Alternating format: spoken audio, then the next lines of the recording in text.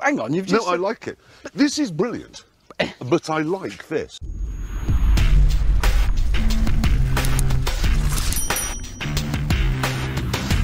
Hey everyone, Thorn and Smash here, and today we're going to be talking about the balance changes you can be expecting in Apex Legends because they're kind of a mess right now and it's causing a lot of chaos with the legend pick rate, how the weapons function in the game, and so much more. So we're going to cover all of that. Along with that, we're going to give out 43 bucks today, so all you got to do is like, comment, subscribe, and you're entered for a chance to win. But now, let's go over what's been going on with the meta. One of the best things about Apex Legends is all the different legend variety, especially when the game first came out. But since Apex Legends does add a new legend every season, a lot of the abilities end up overlapping, especially the scan ability. Taking a look at the ALG Pro League Split 1, these are the legends that were picked and how many times they were picked by players. And you can clearly see here actually that 4 out of the 9 legends that are selected have some form of scanning ability. But you will notice at the very bottom there, one person actually did end up picking up Bangalore, who has been slowly phased out of the meta. She's no longer viable because one of her tacticals, which allows for the smoke cover, is now useless because everyone can basically see through it. And Bangalore, unfortunately, is being retired by that one player. ShivFps has formally gone out and said that he will no longer be maining Bangalore in competitive Apex, and he will be moving over to other legends that have the scan ability as well, which is a shame to see because the legends that actually have a unique ability that other legends don't are quickly becoming phased out because they just can't be used competitively. But this meta doesn't actually only hurt legends that don't have some sort of scan ability, it also hurts legends that have scan abilities because if you look at the pick rates, the bottom 2 picked are Seer and Crypto. Seer is only a season old. Both are very much well known for scanning,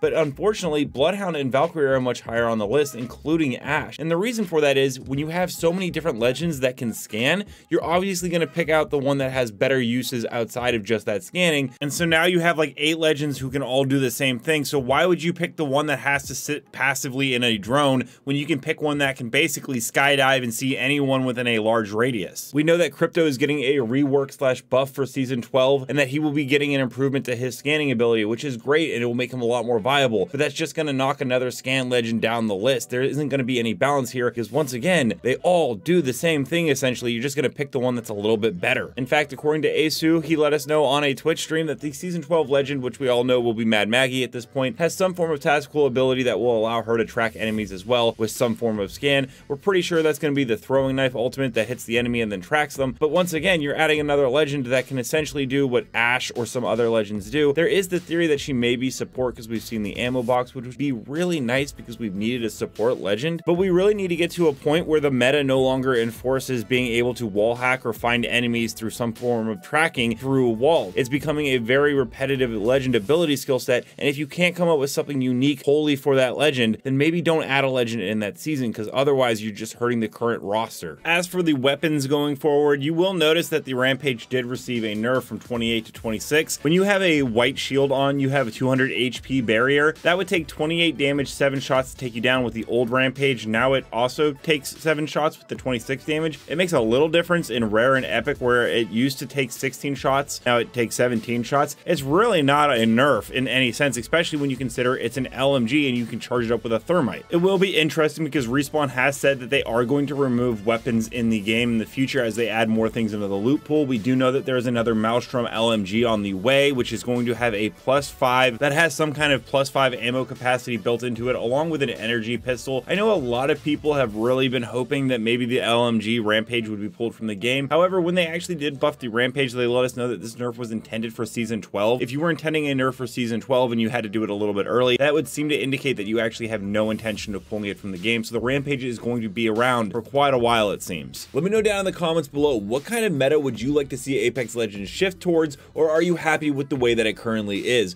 And also, I will be doing a $20 giveaway. I'm continuing to do it on this video right here about the rise and fall of Call of Duty. So just check it out, leave a comment, and you're entered for a chance to win. And until next time, Legends, keep slaying in the Outlands. I'll see you out there.